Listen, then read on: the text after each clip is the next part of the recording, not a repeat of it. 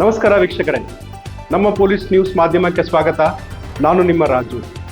ಅಲ್ಲಿ 285 kg red Sandalwood ಸಿಕ್ಕಿದೆ. ಅಂದಾಜು 7 ಲಕ್ಷ ವ್ಯಾಲ್ಯೂ.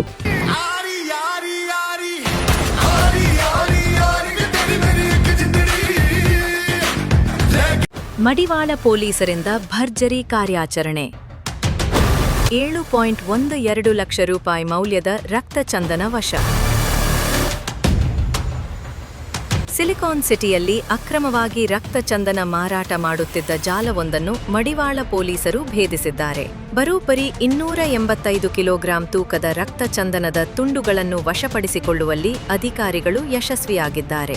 ಮಾರ್ಚ್ 11ರಂದು ಮಡಿವಾಳ ಪೊಲೀಸ್ ಠಾಣೆಯ ಅಧಿಕಾರಿಗಳಿಗೆ ಸಿಲ್ಕ್ ಬೋರ್ಡ್ ಬಸ್ ನಿಲ್ದಾಣದ ಬಳಿಯ ಅರಣ್ಯ ಸರ್ವೀಸ್ ರಸ್ತೆಯಲ್ಲಿ ವ್ಯಕ್ತಿಯೊಬ್ಬ ರಕ್ತಚಂದನ ಮಾರಾಟ ಮಾಡಲು ಯತ್ನಿಸುತ್ತಿರುವ ಖಚಿತ ಮಾಹಿತಿ ದೊರೆತಿತ್ತು.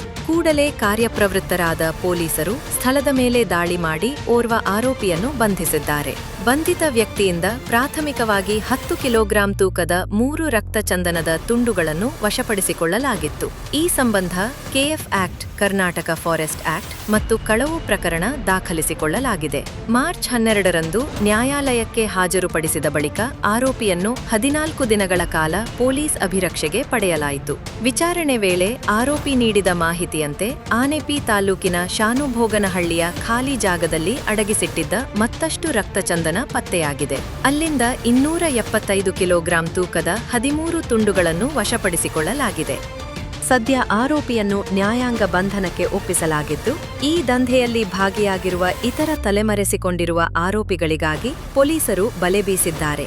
ಈ ಯಶಸ್ವಿ ಕಾರ್ಯಾಚರಣೆಯು ಆಗ್ನೇಯ ವಿಭಾಗದ ಡಿಸಿಪಿ ಮೊಹಮ್ಮದ್ ಸುಜೀತಾ ಎಂಎಸ್ ಮತ್ತು ಮಡಿವಾಳ ಎಸಿಪಿ ವಾಸುದೇವ್ ವಿಕೆ ಅವರ ಮಾರ್ಗದರ್ಶನದಲ್ಲಿ inspector Mohammed MA, sub inspector Ramesh Hugar ಮತ್ತು ತಂಡದಿಂದ ನಡೆಸಲ್ಪಟ್ಟಿದೆ.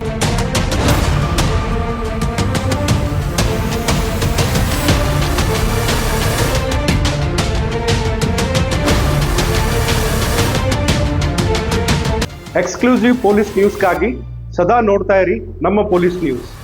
ಧನ್ಯವಾದಗಳು.